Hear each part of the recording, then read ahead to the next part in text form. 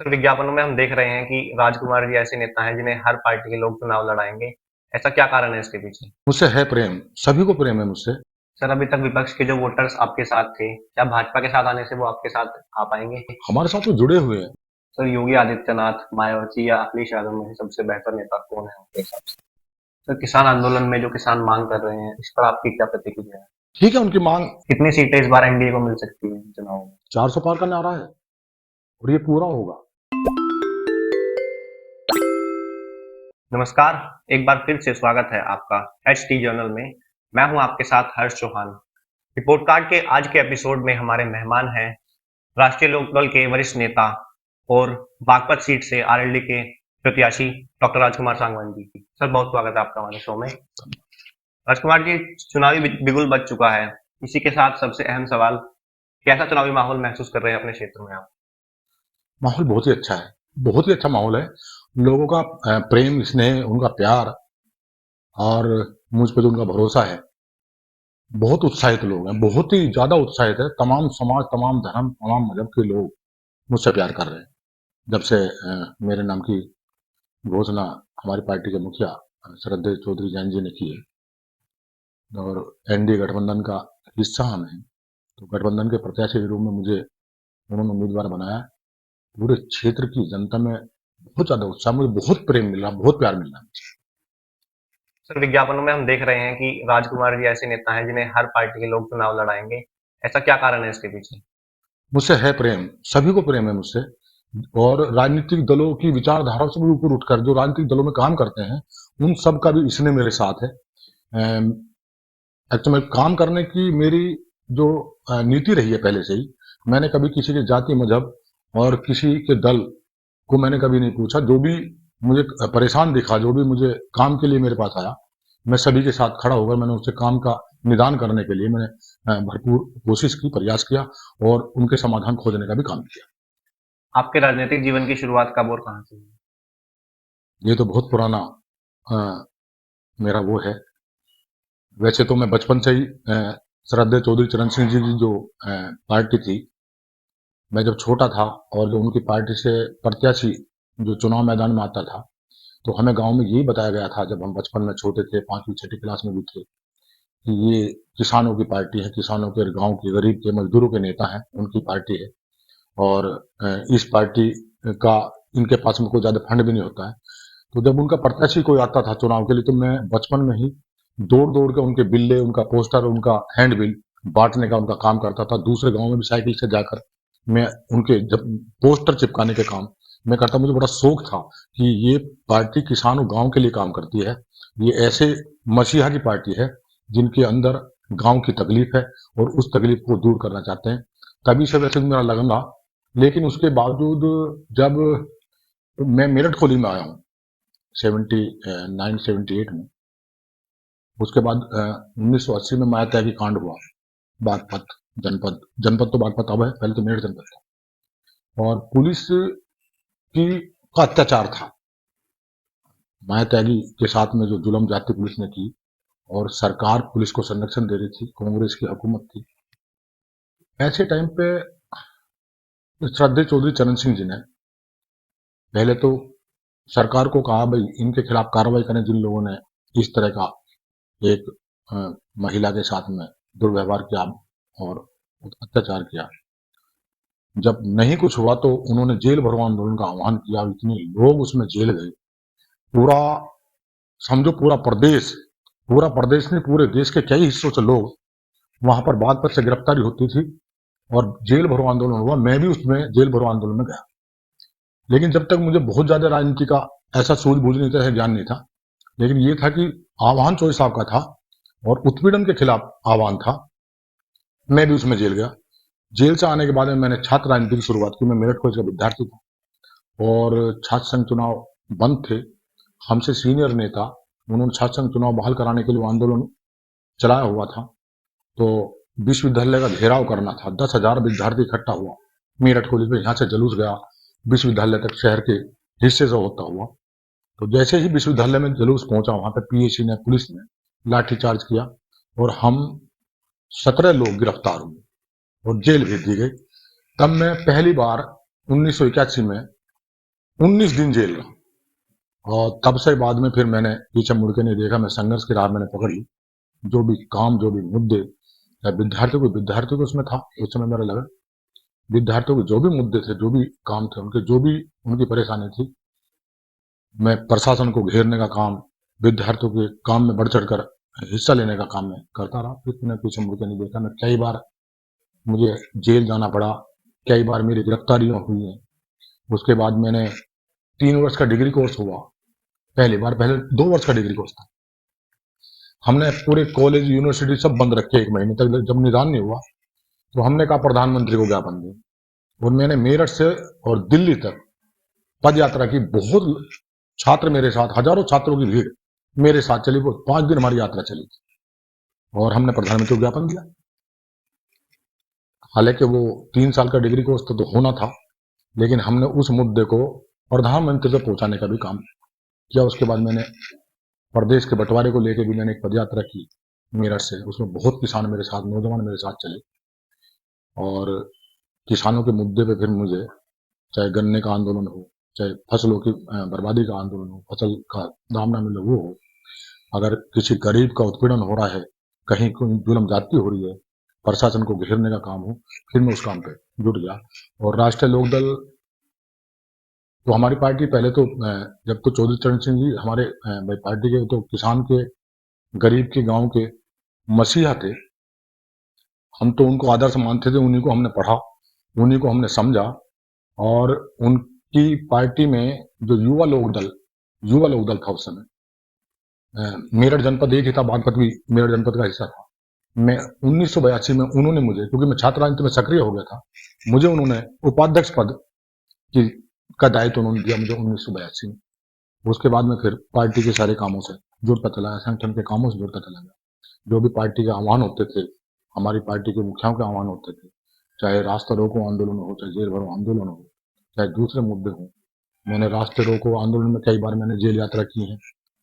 जब रास्ता रोको आंदोलन होता था तो जो और जगह गिरफ्तारियां होती थी और पॉइंट वो तो छूट जाते थे शाम तक, लेकिन मुझे प्रशासन जरूर जेल भेजता था। मुझे कई दिन जेल रहना पड़ता था। तो मेरे साथ ऐसी भी घटनाएं रही हैं कि मैं पूरी तरह से अपनी पार्टी के साथ, चौधरी अजीत सिंह जी राजनीति में आ गए और उन्हीं के सानिध्य में मुझे काम करने का अवसर मिला। उनके साथ मैंने फिर मुड़ के नहीं देखा। जो उनके विचार थे, जो उनकी सोच थी, पार्टी को मजबूत करने की, किसान की, गरीब की तकलीफ को दूर करने की, जो उनके मन में तमन्ना थी, मैं उनको पढ़ने के बाद मैं उसी मिशन पर जुट गया और उसी मिशन पे मैं काम करते करते आज इस मुकाम तक पहुंचा। सर, आरएलडी का गठबंधन इस बार एनडीए से हो गया है, तो क्या तीसरी बार एनडीए जीत दर्ज कर पाएगा? बिल्कुल निश्चित तौर पे। मतलब जनता का प्यार इतना है और जनता का भरोसा एनडीए गठबंधन के साथ है। तमाम जनता एनडीए गठबंधन को पसंद कर रही है और उसी के साथ है।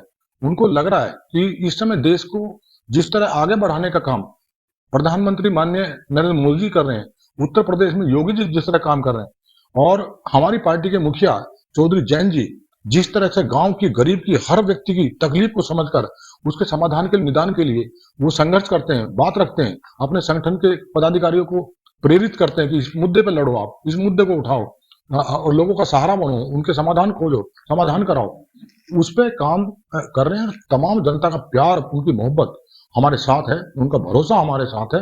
अब अभी भी मिल रहा है। मैं जाता हूँ क्षेत्र में तो लोग बिल्कुल आनंदित हैं, बहुत खुश हैं, बहुत ज्यादा प्रभावित हैं। बोले कि हमें बहुत अच्छे लोग और अच्छा दल, अच्छा संगठन और अच्छा गठबंधन हमें मिल गया है, और अब क्षेत्र का विकास भी होगा, प्रदेश, देश का विकास होगा, प्रदेश में भी शांति रहेगी, खुशहाली रहेगी और देश भी तरक्की करेगा। उसी के साथ बढ़ रहे हैं। सर, कौन सी पार्टी आपके लिए चुनौती बन सकती है आपकी सीट पर? मुझे लगता ही नहीं। मैं जब जा रहा हूँ क्षेत्र में, अभी तो मुझे 2 ही दिन हुए प्रत्याशी बनने के बाद, और 2 दिन में ही मैं जो देख रहा हूँ तो मुझे कोई ऐसा लग ही नहीं रहा, कोई आदमी नहीं लग रहा, मुझे कोई किसी समाज का व्यक्ति नहीं मिल रहा। मुझे लेके वाल्मीकि समाज से लेके और उच्च वर्ग तक, किसी भी जाति धर्म का आदमी है, चाहे किसी भी वर्ग का आदमी है, सब मुझसे इतना प्रेम कर रहे हैं, सब मिलने के लगते हैं, मतलब मुझे बाहों में ले लेते हैं, इतना प्रेम मुझे कर रहे हैं। मुझे देखते ही उनकी आंखें छलक आती हैं, इतना इसने मुझे मिल रहा है। तो मुझे तो लगता ही नहीं कोई चुनौती भी है, या कोई हमारे सामने भी कोई गठबंधन, जो एनडीए गठबंधन के सामने कुछ है भी, ऐसा कुछ लगता नहीं मुझे। सर, अभी तक विपक्ष के जो वोटर्स आपके साथ थे, क्या भाजपा के साथ आने से वो आपके साथ आ पाएंगे? हमारे साथ तो जुड़े हुए हैं, उन्हें हम पे भरोसा है। और जिस तरह देश तरक्की कर रहा, देश आगे बढ़ रहा है ना, तो वो एनडीए पे अब भरोसा कर रहे हैं और हमसे तो बहुत स्नेह कर रहे हैं। मैं तो पूरे क्षेत्र में जा रहा हूँ, ऐसा नहीं लगता कि जो वोटर वहां था वो आज हमारे साथ है, हमारी विचारधारा के साथ। वो दो विचारधारा एक हुई है, पहले वो हमारे साथ थे, अब दूसरी विचारधारा, अब तो दोनों विचारधारा के लोग हमारे साथ जुटे हैं। हम सब लोग अब तो बड़ी ताकत बन गए। तो अच्छा माहौल है, भरोसा है लोगों का, और हम उनका भरोसे को जीतेंगे भी। उनके भरोसे पर हम खरा भी उतरने का काम करेंगे, उनके बीच में रहेंगे 24 घंटे। हमारे पास दूसरा काम ही नहीं है, हम तो इसी काम के साथ हैं, राजनीति और समाज की सेवा। और सेवा के लिए हम 24 घंटे उपलब्ध हैं, जनता के बीच में उपलब्ध हैं।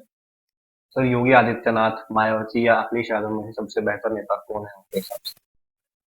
राजनीति में बेहतर होना ना बेहतर होना, ये सब सबकी पार्टी के अपनी विचारधारा है, उस बारे में क्या कह सकते हैं। सर, 10 साल केंद्र में भाजपा ने पूरे कर लिए हैं, तो कितने खुश हैं आप भाजपा के कामों से?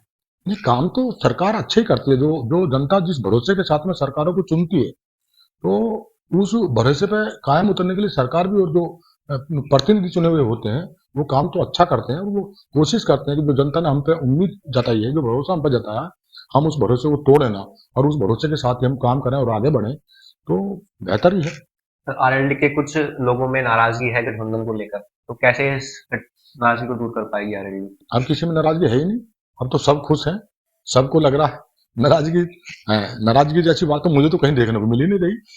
और मुझे तो लग रहा कि जिस तरह हमारे पार्टी के मुखिया चौधरी जैन जी जिस तरह के फैसले लिए उन्होंने एनडीए के साथ जाने का, और उसके जाने के बाद हमारे संगठन को और उसके एनडीए गठबंधन को साथ लेकर आगे बढ़ने का जिस तरह के उन्होंने फैसले लिए, उन फैसलों को सुनकर तो लोग दंग हैं कि ऐसे फैसले श्रद्धेय स्वर्गीय चौधरी चरण सिंह जी वो लिया करते थे। उन्होंने गांव के गरीब आदमी को लोकसभा का रास्ता दिखा दिया, उन्होंने गांव के गरीब आदमी को और गांव के सामान्य व्यक्ति को विधानसभा का रास्ता दिखा दे, वहां तक पहुंचने का काम किया। वही काम अब हमारी पार्टी के मुखिया चौधरी जैन जी कर रहे हैं। और ये बात का मैसेज संदेश आम जनता में जिस तरह से गया है, अब जितनी नाराजगी है थोड़ी बहुत थी किसी के अंदर, वो तो सब गदगद है। अब तो लग रहा है उनको कि अब हमारा संगठन, हमारी पार्टी इस गठबंधन के साथ और भारतीय जनता पार्टी के साथ मिलकर जो काम करेगी, बहुत आगे तक बढ़ेंगे हम, और आम जनता के मुद्दों को हल करने का काम करेंगे। सर, किसान आंदोलन में जो किसान मांग कर रहे हैं, इस पर आपकी क्या प्रतिक्रिया है? ठीक है, उनकी मांग, किसानों की मांग है, उनकी तकलीफ है, और सरकार उनका संज्ञान भी ले रही है, उनका समाधान भी खोज रही है और खोजेगी भी। अब चुनाव होगा, चुनाव के बाद सरकार का गठन होगा, और सदन के माध्यम से, सरकार में शामिल होने के माध्यम से किसानों के मुद्दों को, ऐसा नहीं है कि राजनीतिक दलों में दल कोई भी है, उनमें किसानों की तकलीफ को समझने वाले बहुत लोग होते हैं राजनीति में। वो कोई किसान की तकलीफ को समझता है, कोई व्यापारी की तकलीफ को समझता है, कोई नौजवान की तकलीफ को समझता है। और सबकी कोशिश ये रहती है कि जनता ने जिस भरोसे के साथ हमें वोट दिया है और हमारी सरकार बनवाई है, हम उस भरोसे को न टूटने दें, उनके मुद्दों को हल करें, उनके समाधान हम खोजें, और सब के अधिकार, उनके हक उनको मिले। तो मैं समझता हूं कि जो किसान की बात है, उनके समाधान भी सरकार खोज रही है और खोजने का प्रयास कर रही है। कृषि के जो मेहनत है, उसका फल उसको मिलना चाहिए, इसके लिए सरकार चिंतित भी रहती है और उसके प्रयास भी करती सर, क्या किसानों की गन्ना दर से आप संतुष्ट हैं? है। नहीं, किसानों की गन्ने की दर है, मतलब बहुत सारी चीजें ऐसी होती हैं कि गन्ने के मामले पे उसका मूल्य का निर्धारण करना, बात सही है कि जो स्वामीनाथन आयोग था, उसकी रिकमेंडेशन क्या थी, किसान की लागत क्या है, किसान की के परेशानी क्या है, ये सारे मुद्दे रहते हैं। सरकार समय समय पर गन्ने के मूल्य का फैसला लेती है और ले रही है। जो चीनी मिलें आज मुनाफे में जा रही है, वो किसान को बोनस देने का भी काम कर रहे हैं। सरकार का दबाव भी है, किसान को उसका सही समय पर उसका भुगतान हो जाए। सबसे बड़ी प्राथमिकता ये हो कि सही समय पर उसका भुगतान हो, ताकि उसके फसल का जो पैसा है, उसके परिवार के काम, उसकी तकलीफ के समाधान के लिए उसका उपयोग हो सके। इसी पे सरकार का फोकस भी है कि गन्ने का मूल्य और गन्ने का जो भुगतान है, वो समय पे भुगतान होना चाहिए, वो होगा। सर, एक और अंतिम सवाल, कितनी सीटें इस बार एनडीए को मिल सकती हैं चुनाव में? 400 पार का नारा है और ये पूरा होगा, 100% पूरा होगा। 400 पार का नारा है।